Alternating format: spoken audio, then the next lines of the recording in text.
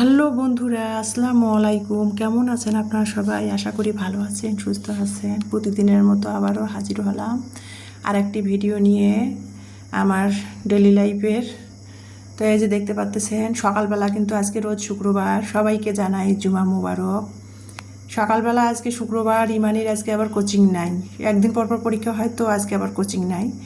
তো ইলমার তো স্কুলে গ্রীষ্মকালীন বন্ধ আর ঈদের বন্ধ দিয়ে দিয়েছে। তাছাড়া আজ এমনি তো শুক্রবার, গতকালকে বৃহস্পতিবার ছিল। ইলমার মানে ক্লাস হওয়ার পর স্কুল বন্ধ দিয়ে দিয়েছে, ঈদের বন্ধ আর গ্রীষ্মকালীন বন্ধ। 22 তারিখে ইলমার স্কুল খুলবে, খুলেই অর্ধবার্ষিকী পরীক্ষা শুরু হয়ে যাবে।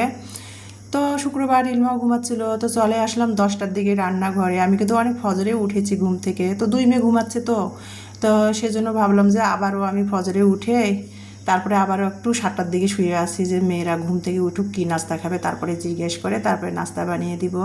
তো দুই মেয়ে ঘুম থেকেই, মানে ইলমা দুই মেয়ে ঘুম থেকে 10টার দিকে উঠেছে।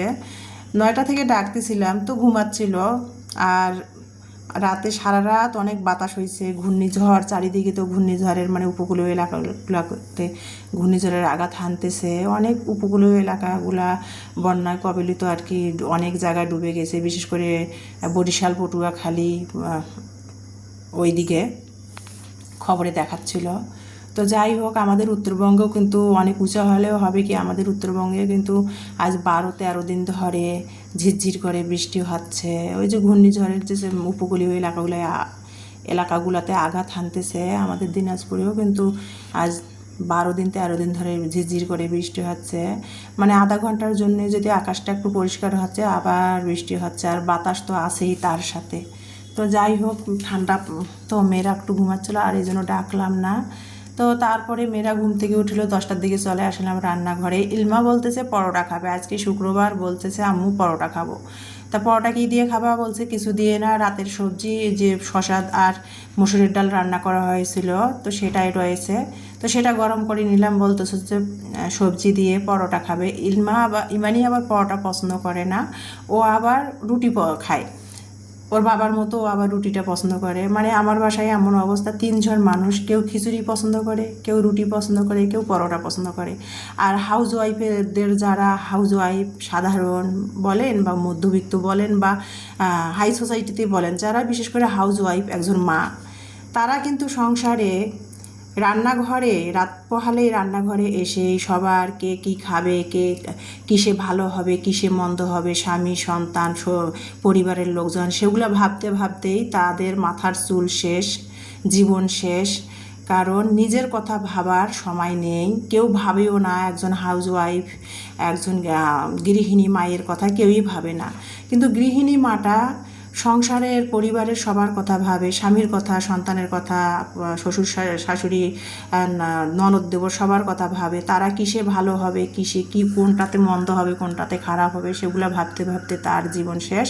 কিন্তু তার কথা আর কেউ ভাবে না, যে সে কি চায়, সে কি পছন্দ করে।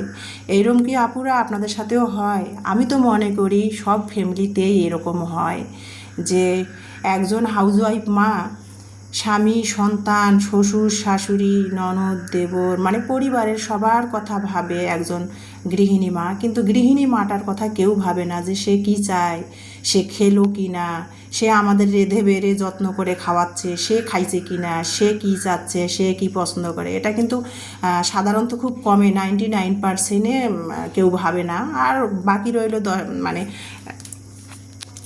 বাকি যে রইল, তার ভাগ্য যদি হয়, তারা আর কি সেই আদর যত্নটা পায়। কিন্তু 99% বা 80%-এ আমি মনে করি তাদের কথা কেউ ভাবে না। গৃহিণী মাটা কিন্তু পরিবারের সবার কথা ভাবে, যে স্বামী কোনটা পছন্দ করবে, কোনটাতে খুশি হবে, কোনটাতে ভালো হবে, কোনটাতে মন্দ হবে ভাবে। সন্তানরা কোনটা খাবে, কোনটা না খাবে, কোনটাতে ভালো লাগবে, কোনটাতে মন্দ লাগবে, একজন গৃহিণী মা কিন্তু সেগুলো সবার কথা ভাবে। কিন্তু গৃহিণী মাটার কথা কেউ ভাবে না।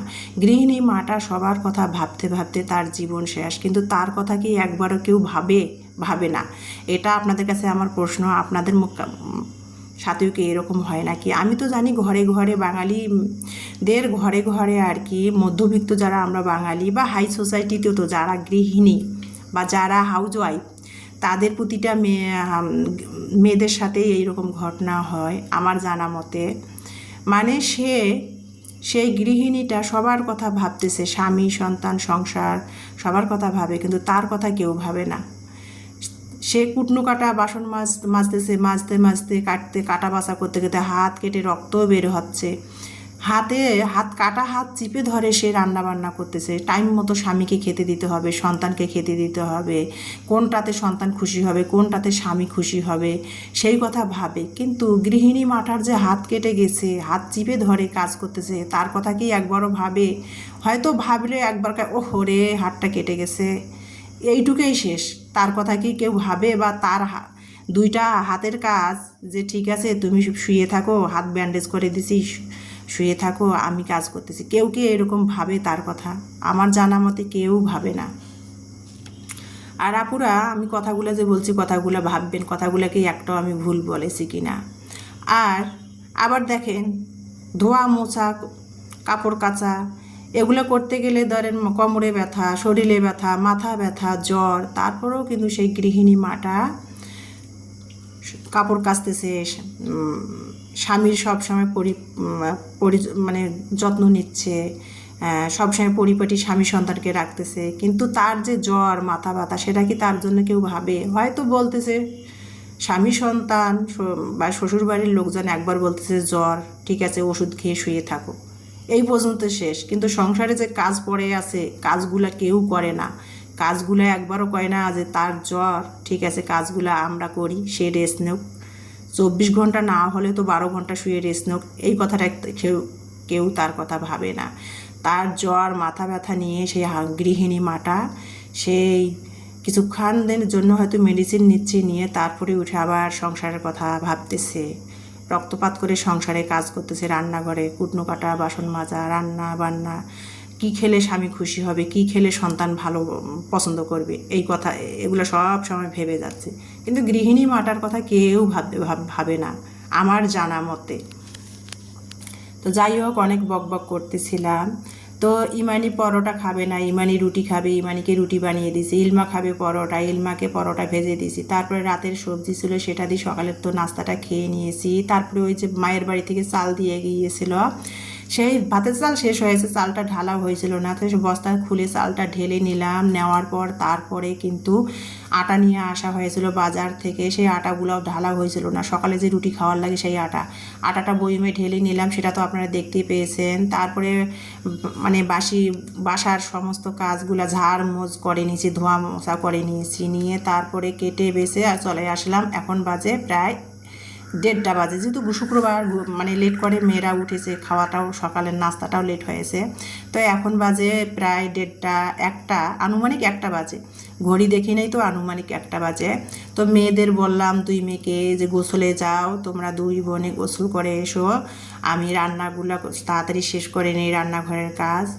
তো রান্নাঘরে এই যে ভাবলাম যে 2 মেয়েকে জিজ্ঞাসা করলাম যে কি খাবা আজকে। তো 2 মেয়ে বলতেছিল মাংস ভুনা খাবে, ব্রয়লারের মাংস ভুনা খাবে। তো মাংসটা আমি ছোটো ছোটো করেই কেটে নিয়েছি, নিয়ে আলু দিয়ে, আর আলু তো তরকারিতে দিতেই হবে, আমার ইলমা আলু পছন্দ করে। তো মাংস ভুনা করতেছিলাম ব্রয়লারের, আর সাথে কিন্তু এখানে আমি 2টা আলু ঠুমা ঠুমা করে কেটে দিয়েছি। তো মাংসের যে মশলাগুলা, আর মশলা তো আমি সব হাতেই তৈরি করি, জিরা, ধনিয়া, গরম মশলা সব, আর আদা রসুন এগুলো তো কমন মশলা, সেগুলো সব রেগুলার মশলাগুলো দিয়ে তারপরে মশলাটা কষিয়ে নিলাম। আর দেখেন সরিষার তেল, অরিজিনাল যে সরিষার তেল সেটা চেনার উপায় দেখেন, মানে সরিষার তেলটা পেঁয়াজ দিয়ে কড়াইয়ের মধ্যে সরিষার তেলটা দিয়েছি, দিয়ে আর কি পেঁয়াজটা একটু ব্রাউন কালার হয়, তারপরে সব তো রেগুলার মাংসের মশলা যেগুলো দেয় সেগুলো দিচ্ছিলাম। আর কি পরিমাণ তেলটা থেকে ফেনা উঠতেছিল। আর আমি সবসময় পরিচিত এক দোকান থেকে তেল কিনি, তো সরিষার তেল মেল থেকে কিনি, তো এই জন্য আর কি আমাকে ভালো তেলটা দেয়। আর অরিজিনাল সরিষার তেল চেনার উপায় আর কি, যে তেলটা দেখবেন যে রান্না করতে গেলে, যারা সরিষার তেল খান তাদের ক্ষেত্রে বলছি, যারা খান না তারা তো খানে না, যে তেলটা দেখবেন যে ফেনা ওঠে সেই তেলটা কিন্তু অরিজিনাল, মানে কড়াইয়ের মধ্যে দিলেই দেখবেন যে তেলটাতে অনেক ফেনা ওঠে, সেটা কিন্তু অরিজিনাল সরিষার তেল। তো মাংস রান্না করতেছি আমি, তো আবার কাঁচামরিচ সরিষার তেলটা তো সব তরকারিতে খাই, মাংসতে শুধু শুকনো মরিচের গুঁড়া খাই। তো রান্না করতেছিলাম, মানে পেঁয়াজটা পুড়ে যাচ্ছে, তাও বোঝা যাচ্ছে না ফেনার জন্য আর কি, তেলটা একটু পানি দিয়ে দিয়েছিলাম ফেনাটা একটু কমে যাওয়ার জন্য। তো মশলাটা কষিয়ে তারপরে ব্রয়লার মুরগিটা কষিয়ে নিলাম, নিয়ে তারপরে আলুটা দিয়ে দিলাম। ব্রয়লার মুরগিটা প্রায় কষা হয়ে গেছে, দেখেন কষা যে হয়েছে সেটা তো দেখতেই বোঝা যাচ্ছে। তারপরে আলুটা দিলাম, 2টা আলু টুমা টুমা করে ইলমার জন্য কেটে দিয়েছি, ইলমা খাবে। আলুটা দিয়ে মাংসটা আবারও কষাই নিচ্ছি, নিয়ে তারপরে জালের জন্য ঝোলের জন্য, ঝোল তো রাখবো না, মাখা মাখা পানি দিব। আর সেগুলাই আমার প্রিয় আপু ভাইদের সাথে আমার ডেইলি লাইফের ভিডিও আর কি শেয়ার করব বলেন, সেগুলাই শেয়ার করতেছি। অনেকে দেখা যায়, অনেক আপুরা, ইউটিউবার আপুরা যারা সেলিব্রিটি, তারা দেখা যায় কত সুন্দর সেজে গুজে মুখের মধ্যে রং চং মেখে কত রং ঢং করে ভিডিও বানাচ্ছে, তারা দেখা যায় রাতারাতি ভাইরাল হচ্ছে। আমরা তো আর সাধারণ ঘরের বাঙালি ঘরের বউ, মেয়ে বউ, আবার সাধারণ আমরা ওগুলো করব না। কারণ আর সবচেয়ে আমাদের বড় পরিচয়, আমরা মুসলিম, আমাদের মাথায় কাপড় বা আমাদের আদর্শটা, আমাদের মুসলিম, আমাদের আদর্শটা বাঙালি ঘরের বউ বেটি, আমরা আমাদের আদর্শটা মেনে চলাটাই উত্তম। অনেকে দেখেন মুখের মধ্যে রং চং মেখে মানে কী ধরনের জামা কাপড় পরে তারা সোশ্যাল মিডিয়াতে ইউটিউবে ভিডিও বানায় দিচ্ছে, তারা রাতারাতি ভাইরাল সেলিব্রিটি, তারা হাজার হাজার লাখ লাখ মিলিয়ন সাবস্ক্রাইব তাদের। ওই যে রং ঢং করতে পারে, আমরা তো আর রং ঢং করতে পারি না। তো আমরা আপনি আপনারা সাধারণ যারা হাউস ওয়াইফ যেটা জানেন সেটাই আমরা আর কি আমাদের ডেলি লাইফ ভিডিও আর কি শখের বশত খুলেছি, কেউ অভাবে খুলেছি, কেউ স্বভাবে খুলেছি, যাই হোক যেটাই হোক খুলেছি, খুলে আর কি যে ভিডিও শেয়ার করতেছি। তো যাই হোক, আমরা যারা সাধারণ হাউস ওয়াইফ সবারই তো কিছু না কিছু স্বপ্ন নিয়ে আমরা ইউটিউব প্ল্যাটফর্মে আসছি, তাই না? সবারই কিছু না কিছু ছোট ছোট স্বপ্ন আছে, সেই স্বপ্নগুলো পূরণ করার জন্যই তো আমরা ইউটিউবে আর কি ডেলি লাইফ ভিডিওগুলো শেয়ার করতেছি, যারা বিশেষ করে হাউস ওয়াইফ, সাধারণ হাউস ওয়াইফ। তো যাই হোক, অনেক বকবক করতেছিলাম, আর আমার কথায় যদি আপনারা কোনো কষ্ট পেয়ে থাকেন সেজন্য আমি সরি বলে নিচ্ছি। আর এই যে দেখতে পাচ্ছেন, আজকে যেহেতু শুক্রবার, ইলমার স্কুল বন্ধ হয়ে গেছে, তো ভাবলাম যে ইলমা গোসল করে ফেললো, ওর গায়ের গোসলের গোসল করলে ওর জামা কাপড়গুলো ভাবলাম ধুয়ে দেয়, আর ওর ইউনিফর্মটা ধুয়ে আয়রন করে রেখে দেবো, যেহেতু 22 তারিখে ওর স্কুল খুলবে। তো সাদা ইউনিফর্ম তো সেই জন্য ভাবলাম যে আজকে শুক্রবার ইউনিফর্মটা কেসে নীল দিয়ে আয়রন করে রেখে দিব। আর এই যে কাপড়টা ভিজে কিন্তু আমি চলে আসলাম, রান্না শেষ করে ইলমার গোসলের কাপড়গুলো, ইউনিফর্মগুলো বাথরুমে ভিজায় রেখে কিন্তু আমি চলে আসলাম ছাদের মধ্যে। ইলমার না ওই যে স্কুলের না কেসটা হুইল পাউডার দিয়ে ছাদের মধ্যে ধুয়ে পরিষ্কার করে ছাদের মধ্যে একটু মেলে দেবো। আর দেখেন ওয়েদারটা, এখন প্রায় 2টা বেজে গেছে, 2:30 আনুমানিক বাজে। চারিদিকে কীরকম মানে একটু ঝিরঝির করে বৃষ্টি পড়া, বাতাসটা কমে গেছে, কিন্তু ওয়েদারটা দেখেন কী অবস্থা। তো ছাদের মধ্যেও ইলমার স্কুলের কেটসগুলা ধুয়ে পরিষ্কার করে রেখে দিলাম। আর ওই যে সামনে ঈদ আসছে, বাড়িওয়ালা ভাই ঈদুল আজহা তো সামনেই চলে আসছে, আর বেশি দিন নাই। বাড়িওয়ালা ভাই এরা আর কি বাড়ির আনাচে কানাচে যে একটু করে বৃষ্টি হচ্ছে, আর ঘাস লতা পাতা তো অনেকগুলো মাটি থেকে ফুটে বের হয়েছে। তো সেগুলো ভাই যেহেতু সামনে ঈদ, বাড়িওয়ালা ভাই ওই যে বাড়িওয়ালা ভাইদের একটা সিকিউরিটি আছে, তাকে দিয়ে সেগুলো পরিষ্কার করে নিচ্ছে। এই যে বাড়ির আনাচে কানাচে এগুলো সব পরিষ্কার করতেছিল। আর বৃষ্টি একটু টুকটাক হচ্ছে, তো মাটিটা নরম হয়ে গেছে, আর লোকটা আর কি হাত দিয়ে তুলে তুলে আনাচে কানাচে জঙ্গলগুলো পরিষ্কার করতেছিল। সেটাই আর কি ছাদে উঠছি ইলমার জুতা ধোয়ার জন্য, সেটাই আপনাদের সাথে ভিডিওতে শেয়ার করতেছিলাম। তারপরে এখন দেখেন গা গোসল দিয়ে খেতে বসেছি, এখন বাজে 3টা, 3:30 আনুমানিক হবে। তো দেখেন একজন গৃহিণীর কথা কে ভাবে, সে খাইলো কি না বা কী করলো। দেখেন কাজ করে, সংসারের সমস্ত কাজ করে, 2 সন্তানকে খাওয়াই টাওয়াই, তারপরে আমি এখন সবার লাস্টে খেতে বসেছি। এই যে খাচ্ছি, এই পর্যন্তই আজ।